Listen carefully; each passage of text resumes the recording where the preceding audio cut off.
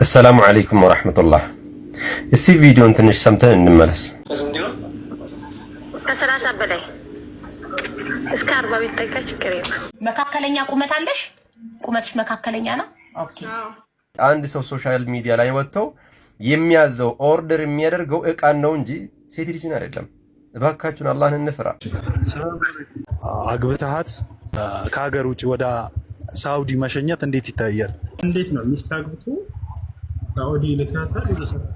ዘመናዊ ባርነት ማለት ነው። ቢወልዱ ቢያገቡ ይሄንን ኖ ብላችሁ ትነሳላችሁ። ነብያችን ሰለላሁ ዐለይሂ ወሰለም ጀነት ላይ ብዙ ሆኖ አየሁኝ ድሆች አለ። ሱብሃንአላህ። ከዚያም ጀሃነም ላይ ደግሞ ብዙ ሴቶችን አየሁኝ። አላሁ አክበር። ዘንድሮ ኢንዶኔዥያዊ ሐጃጆች አልተቻሉም። በጣም ታሪክ እየሰሩ ነው። فمن شرح الله صدره للإسلام فهو على نور من ربه. አህለን ወሳህለን ወመርሐበን። ሰላም አለይኩም ወራህመቱላሂ ወበረካቱ። ሰላም ውድና የተከበራችሁ ተመልካቾች ባላችሁበት የአላህ ሰላም እዝነት ረድኤት ኢንሻአላህ ዛሬም ከመገደ ተመልክታችሁት አነጋጋሪ የተወደዱ የተመረጡ እንዲሁም ደግሞ እስላማዊ ቪዲዮ አሉ ኢንሻአላህ። እነዚህን ቪዲዮዎች በጋራ እንመለከታለን። ለዚህ ቻናል አዲስ ከሆናችሁ ሰብስክራይብ በማድረግ ነባራችሁ ቻናል ቀበም ላይክ እያደረጋችሁ ሐሳብና አስተያየታችሁን ይስጣችሁ። እስከ ፕሮግራማችን ፍጻሜ አብራችሁን ቆዩ ኢንሻአላህ። ለእስላማዊ ቻናል ላይክ መስጠት የለም። ቀጥታ ወደ ቪዲዮ አለፍኩላችሁ። ነብያችን ሰለላሁ ዐለይሂ ወሰለም ጀነት ላይ ብዙ ሆኖ አየሁኝ ድሆች አለ። ሱብሃንአላህ። ከዚያም ጀሃነም ላይ ደግሞ ብዙ ሴቶችን አየሁኝ። ከዚያም ሰሃቦች ተደናገጡ። ያ ረሱላህ ጀነት ላይ ድሆችን አያችሁ፣ ጀሃነም ላይ ሴቶችን አያችሁ ለምን? ድሆች በድህነታቸው አላህን ሲያመሰግኑ፣ ሴቶች ደግሞ በትዳራቸው ላይ ለባሎቻቸው አያመሰግኑም አሉ። ሱብሃንአላህ። ይሄ ነገር ሲያደርግላቸው ይሄ ነገር ይጎላል። አሁን እኮ ወንድ ልጅ ከእናቱ ይልቅ ለሴት ሚስቱ የሚጨነቅበት ሰዓት ላይ ነው። አሁን እኛ ወዴት እየሄድን ነው? እናታችን ቤት አስቤዛ ጎሎ ወላሂ ሚስቶቻችን ቤት ሞልቶ ተርፏል። ስንቶቻችን ቤት ሱብሃንአላህ። አላህ ደግሞ በዚህ ይጠይቀናል። በሰጠን አላህ እኮ ከራሱ ለጥቆ ለቤተሰብ ሐቅ ማድረግ። አላሁ አክበር። ሱብሃንአላህ። ይሄ ልጅ በነገራችን ላይ በቅርብ ነው ቲክቶክ ላይ የመጣ ያለው የተለያዩ መልእክቶችን እያስተላለፈ ነው። ወላሂ በጣም ልብ የሚነካ በትንሽ አጭር መልእክት እንግዲህ ብዙዎቻችን የሚቀይር ውስጣችን ጸርሶ የሚያድር መልእክቶች ናቸው ኢንሻአላህ። ስለዚህ ሁላችን ይመለከተናል። ይህ የብዙዎቻችን ችግር ነው። ከእናቶቻችን ከቤተሰቦቻችን በላይ ይበልጥ ሚስቶቻችን የምናስቀድም እንዳለው ማለት ነው። ሱብሃንአላህ። አላህ ይጠብቀን እና የየሁሉንም ሀቅ ለመወጣት እንሞክር ለማለት እወዳለሁ። ሴቶች ደግሞ በዋናነት እንግዲህ ጀሃነም ውስጥ የምትገቡበት ምክንያትም ጠቅሷል። ምንድነው? ባሎቻችሁን አታመሰግኑም። ያ ጀማ ሱብሃንአላህ። ባለን ነገር እንመሰጋገን፣ ባለን ነገር እንደሰት ለማለት እወዳለሁ። አላህ እኔንም እናንተንም ከጀሃነም ይጠብቀን፣ በጀነት ደግሞ ሁላችንም ይሰብስበን። አላሁ አክበር። ዘንድሮ ኢንዶኔዥያዊ ሐጃጆች አልተቻሉም። በጣም ታሪክ እየሰሩ ነው። እጅግ በጣም መነጋገሪያ የሆነ ሌላ አንድ ኢንዶኔዥያዊ አባት ይዤላችሁ መጥቻለሁ። ታሪኩን እስከ መጨረሻው ኮፒ ሊንክ፣ ሼር፣ ፖስት እያደረጋችሁ ተከታተሉ። በፎቶ ላይ የምትመለከቱት አባት ኢንዶኔዥያዊ ሲሆን በሀገሩ ላይ የሚተዳደረው ጽዳት እያጸዳ ነው። የጽዳት ሰራተኛ ነው። ነገር ግን እንደማንኛውም ሙስሊም ሀጅ የማድረግ ትልቅ ምኞት አለው። የብዙ ጊዜ ህልሙ ነበረ። ህልም ብቻ ግን አልነበረም። የሚገርመው ጽዳት እያጸዳ ብር መቆጠብ ጀመረ። ሚዲያ ላይ ሲናገር ከመጀመሩ እንደነበረ ወደ ኋላ መለስ ብሎ ሲያስታውስ እንደ አውሮፓውያን አቆጣጠር ከ1986 ጀምሮ ጽዳት እያጸዳ ሀጅ ለማድረግ ብር ማጠራቀም ጀመረ። ሱብሃንአላህ። ይሄም ማለት ለ40 ዓመት ሀጅ ለማድረግ ብር እያጠራቀመ ነበረ። የሚገርመው ግን ዱንያ ነውና ብዙ ችግሮች ያጋጥማሉ። በመሃል ያንን ቁጠባውን የሚያስተጓጉሉበት ነገር ያጋጥመው ነበረ። ነገር ግን ተስፋ ሳይቆርጡ እስካሁኗ ድረስ እየቆጠቡ ነበረ። አላህ አሳካላቸውና ሳውዲ አረቢያ ገብተዋል። ሳውዲ ሲገቡ የነበረው ስሜት በቃ ለሞት ደርሼ ነበር በደስታ እያሉ ነበረ። ሱብሃንአላህ።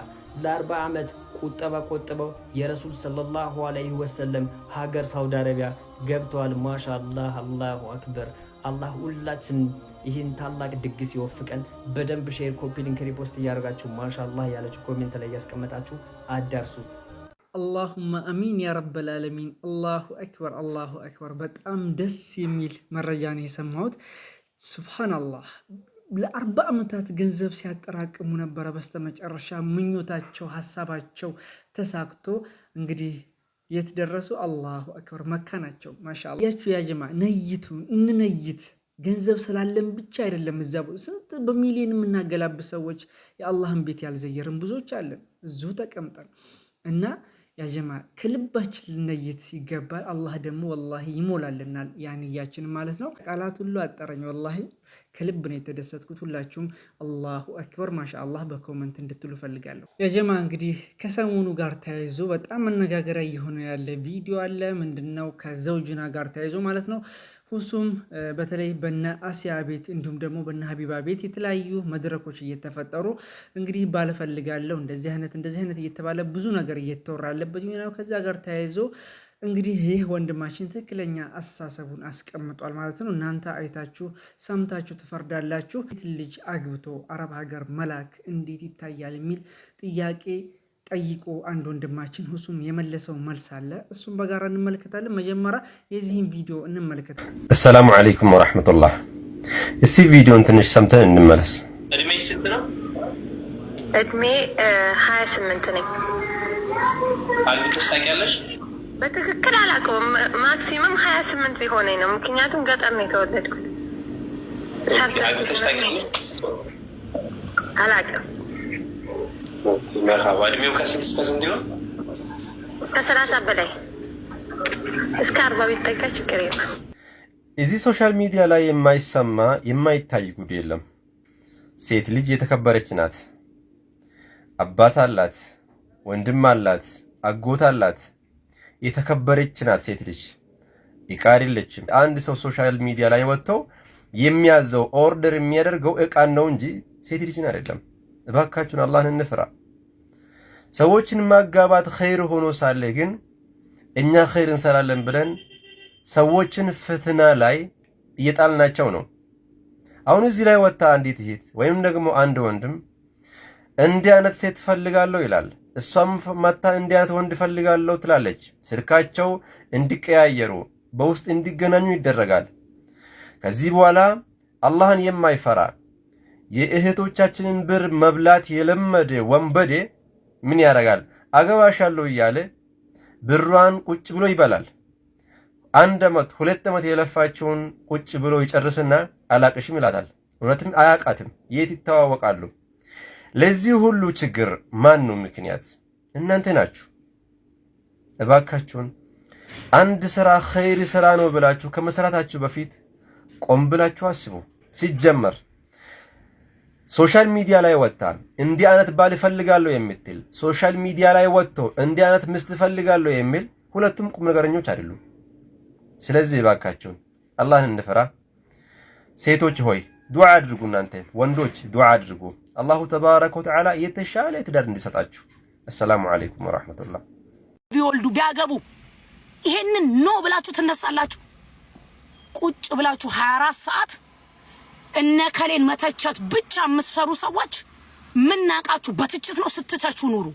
ምን ሰራውን ስራ አላሁ ረቡል ዒዛ እንደው ቁርአን ላይ አዞት አድርጉ ብሎ አዞን አጋቡ ብሎ አዞ ሰራተኞቻችሁን ጭምር ነው ያለው አላህ Subhanahu Wa Ta'ala አጋባቸው ሲል አያችሁ። ሰራተኛን ከምን ጀዋጅ ወይን ይያልክ ወላሂ እኔ ተናግሬያለሁ። ያው የኛ ድርሻ ንያቸው ጥሩ ሆኖ ሳለ ሰውን ማጋባት ፈልገን ነው የሚሉት ነገር እኛ ከዝሙት ሰዎች እንዲርቁና እንዲጋቡ ፈልገን ነው። ጥሩ ንያ ነው። ነገር ግን አካሄዱ እንዴት ነው ታዲያ የሚሆነው የሚለውን ደግሞ ለቁርአንና ለሐዲስ ተወለት። ቁርአንና ሐዲስ የሚለው ሴት ልጅ በቤተሰቧ እንድትዳር ነው። እነዚህን ወጣቶች ሶሻል ሚዲያ ላይ ያሉትን መገሰጽና ምክር ፈልጋችሁ ምከሯቸው። በትዳር ዓለም አድርጉ ምናምን ብላችሁ አለቀ። እናገናኝ በሚል ግን እንደዚህ ስልክ አለዋውጡ እነዚህ ልጆች ለሰይጣን አሳልፎ መስጠት በጣም ክፉ መንገድ ላይ ነው የሚወድቁት። ገብታችኋል? እንኳን ይሄ ተወሻሽቶ ይላችሁ አይደለም መጥፎ ነው። ይሄ ነገር ቢተው ነው። አላህ በቁርአን ላይ ሴት ልጅ በምን መልኩ እንደምትገባ ሲናገር ፈንኪሑሁነ ቢኢዝኒ አህሊሂን ይላል። ሴቶችን በቤተሰቦቻቸው ፈቃድ አግቧቸው ነው ያለው። ቤተሰብ ነው ይሄን ጉዳይ እንትን ማለት ያለበት። ኦኬ እኛ እንዲጋቡ ፈልገን ነው ሌላ አይደለም። ጥሩ የቁርአኑ አንቀጽ ያጋባቸው ይላል እኮ። ወደ ትዳር ሰዎችን መጥራት ነው ማለት ነው እንጂ ኒካህን እንደዚህ ማንም ሰው ሄሮ ተነስቶ ነው እናጋባቸው እንኮ ስልክ ተለዋወጡ፣ ይሄ የማይሆን ነገር ነው። ጅማ ቪዲዮን ተመልክተናል። የሚገርም ሀሳብ የሚገርም እንግዲህ ነገራቶችን ያነሳው በጣም ብዙ አጭበርባሪዎች አሉ። ሁላችን የምናውቀው ነገር ነው። በተለይ አገባሻለሁ፣ እንደዚህ አድርግሻለሁ፣ ወድሻለሁ እየተባባሉ በኢሞ በተለያዩ ነገራቶች እየተደዋወሉ ብዙ ነገር የሚያደርጉ ሰዎች፣ ነገር ግን እዚህ ላይ ደግሞ ለነሱ አሁን ትልቅ መድረክ ይፈጥራል የሚል አስተሳሰብም አለው እና አንድ ነገር ጥሩ ነው ብለን ስናስብ የሚያመጣውንም እንግዲህ መጥፎ ነገር አያይዘን ማስተዋል ማሰብ ይገባናል እና የሚገርም ሀሳብ ነው። እሷ ስሜታዊ ሆነን ብዙ ነገር ባናደርግ የተሻለ ነው። እልክ ውስጥ እየተገባን ነው፣ እየተጠፋፋን ያለ ነው። በዚህ ጉዳይ ላይ እናንተ ምን ሀሳብ አላችሁ? የሁሱንም እንትን እንመለከታለን። እሺ ወአለይኩም ሰላም። አንድ ጥያቄ ነበረችኝ። ጥያቄን ልቀጥል? እሺ። አንዲትን ሴት አግብተሃት ወደ አረብ ከሀገር ውጭ ወደ ሳውዲ መሸኘት እንዴት ይታያል? እኔ ከሆንኩ አግብተሃት መሸኘት ያልከኝ እኔ አላደርግም። እኔ ወጥቼ እሰራለሁ። ስደት ውጭ ያልሰራ ከሸሪያ አንግል እንዴት ይታያል ጉዳዩ? እኔም በሸሪያ አንግል ነው የተናገርኩኝ ያለሁት። ሰው እንዴት ነው ሚስት አግብቶ ሳኡዲ ልካታል? ዘመናዊ ባርነት ማለት ነው። ድሮ ላይ ምን ያደርጉ ነበር? ባሪያዎችን አንድ አለቃ ይሄድና ጠንካራ የሆነ ባሪያ ይገዛል ገበያ ላይ። ከገዛ በኋላ ይሄን ባሪያውን በቃ እየሰራህ አምጣ ይለዋል። እሱ ቁጭ ብሎ እዛ ቀኑን ሙሉ ያ ባሪያው ሰርቶ ያመጣል ገንዘብ ተቀብሎ ማታ ላይ ይበላል አለቃ። ከዛ ጠዋት ደግሞ ይወጣል ያ ባሪያ አሁንም ሰርቶ ደግሞ ያመጣል ያንን ገንዘብ ላለቃው እየሰጣ በዚህ መንገድ ይኖሩ ነበር። አሁንም እንዲሁ ምን ያደርጋል?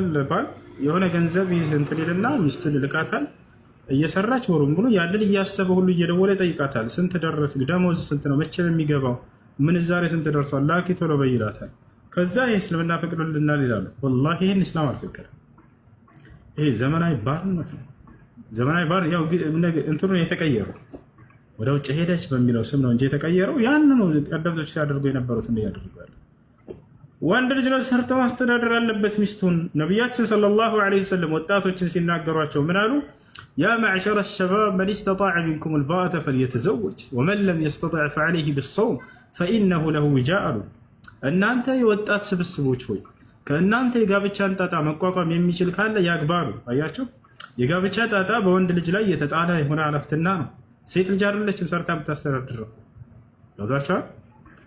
ወንድ ልጅ ቁጭ ላለ ውስጥ እሷ ወጥታ ትሰራለች ምናምን። እሷ የውጭ ጉዳይ ሚኒስቴር ሆናለች፣ እሱ የውስጥ ጉዳይ ሚኒስቴር ሆኗል። ቁጭ ብሎ መቼ ነው ደሞዝሽ የሚመጣው እያለ እግሩን በእግሩ ላይ ሰቅሎ ከዚያ ያስልቃታል፣ ይበላል። ኒዛሙ ተቀየረ፣ ህይወት ተበላሸ፣ ስርዓቱ ተቀየረ። እሱ ነበር የውጭ ጉዳይ ሚኒስቴር መሆን ያለበት። እርሱ ሰርቶ ያመጣል። ሚስት ቤት ውስጥ ፏ ብትን ብላ በቃ ልጆቿን በዲን በአክላቅ ላይ ታሳድጋለች፣ ምን ትላለች ምናምን። አሁን እሱ ነው በቃ ቤት ውስጥ ቁጭ ብሎ እሱ ደሞዝ ይቆጥራል፣ እሷ ሰርታ ታመጣለች ምናምን ይኖራሉ። ወላሂ ህይወት አያምርም እንደዚህ። ሴት ልጅ በዛች በምታሳሳ ሰውነቷ ደክማ ለፍታ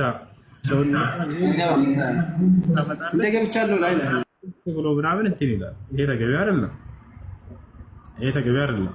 አደምን ዓለይሂ ሰላም አላህ ሱብሓነሁ ወተዓላ አንተ ከገነት ከወጣህ የመስራት ኃላፊነት በአንተ ላይ ነው ብሎ ይህንን ህግ አውጥቶለታል።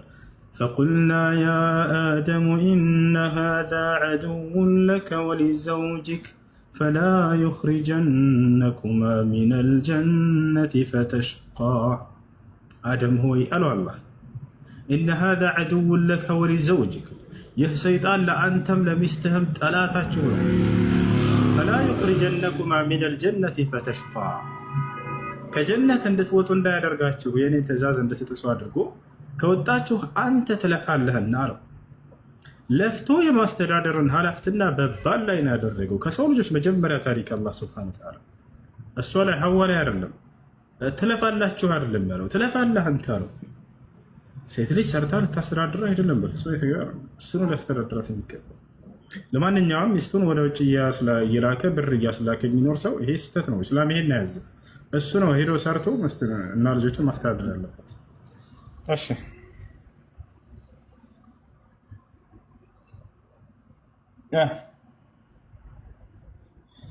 ጥያቄ ያላችሁ ሌሎች?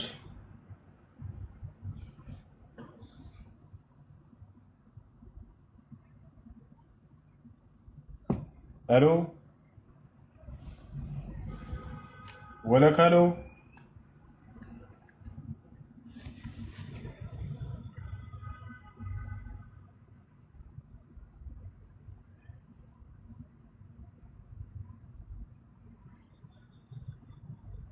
ያጀማ እንግዲህ ሁሉንም ተመልክታችኋል። ለእናንተ ሀሳብ ውስጥ ጫሉ ኢንሻአላህ የተሻለውን ነገር ይዘን ለመጓዝ እንሞክር ለማለት እወዳለሁ። እንዲሁም ደግሞ እንግዲህ አግብቶ ከተጋቡ በኋላ ሚስትን ወደ አረብ ሀገር መላክ እንዴት ይታያል የሚለው እንግዲህ እሱ ትልቅ ምላሽ ሰጥቶበታል። ዘመናዊ ባርነት በሉት ብሏል ማለት ነው። ስለዚህ እንግዲህ በሰማነው የምንጠቀም ያድርገን። ብዙ እንደዚህ አይነት የምናደርግ እዛ ነገር ውስጥ እንዲሁም ደግሞ የምናስብም ጭምር ስላለን ከዛ ድርጊት ብንወጣ የተሻለ ነው። እስልምናችን ይህ አያዝም። ኢንሻአላህ በሰማነው የምንጠቀም ያድርገን። የዛሬ ቪዲዮአችን ይህን ይመስል ነበር። አብራችሁ ስለቆያችሁ ከልብ አመሰግናለሁ። ወሰላሙ አለይኩም ወራህመቱላሂ ወበረካቱ። መልካም